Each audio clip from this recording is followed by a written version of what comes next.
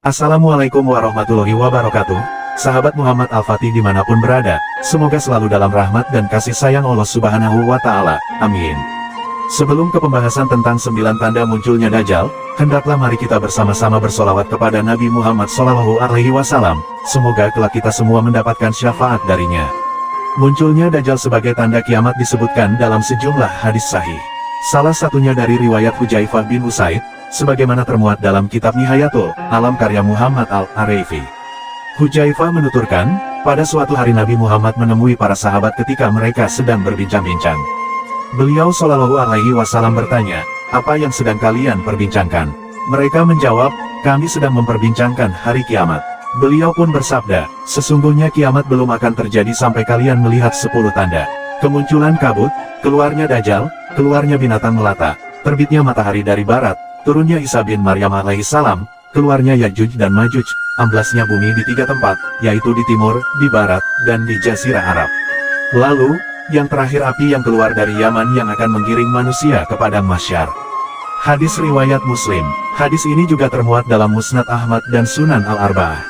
Ibnu Katsir dalam kitab An-Nihayah fi Al-Fitan wa Al-Malaim memaparkan sebuah hadis yang menyebut bahwa Dajjal akan muncul di tempat yang bernama Khurasan. Rasulullah bersabda, sesungguhnya, Dajjal muncul dari bumi di sebelah timur yang bernama Khurasan. Ia diikuti oleh kaum yang wajahnya laksana perisai yang ditempa. Hadis riwayat Ahmad, At-Tirmidzi, dan Ibnu Majah.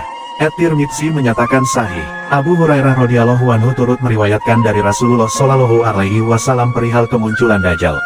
Ia mengatakan bahwa Rasulullah Shallallahu Alaihi Wasallam bersabda, niscaya Dajjal akan turun di Hauran dan Karman dengan 70.000 pengikut.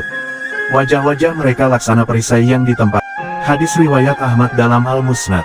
Ibnu Katsir mengatakan isnad hadits ini jayyid, kuat, dan hasan.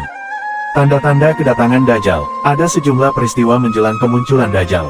Merangkum kitab An-Nihayah fi Al-Fitan wa Al-Malahim karya Ibnu Katsir. Berikut beberapa tanda-tanda kedatangan Dajjal menurut hadis. 1. Manusia lupa mengingat Allah Subhanahu wa Ta'ala. 2.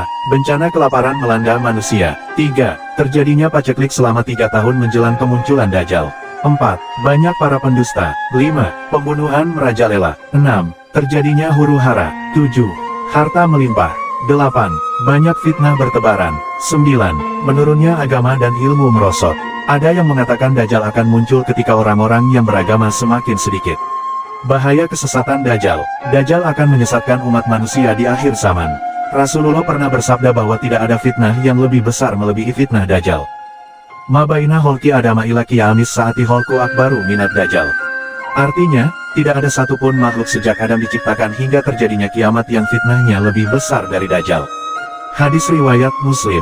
Imam Ahmad mengeluarkan sebuah hadis yang berisi perintah agar menjauhi Dajjal. Hadis ini berasal dari Imran bin Husain dari Nabi Muhammad SAW.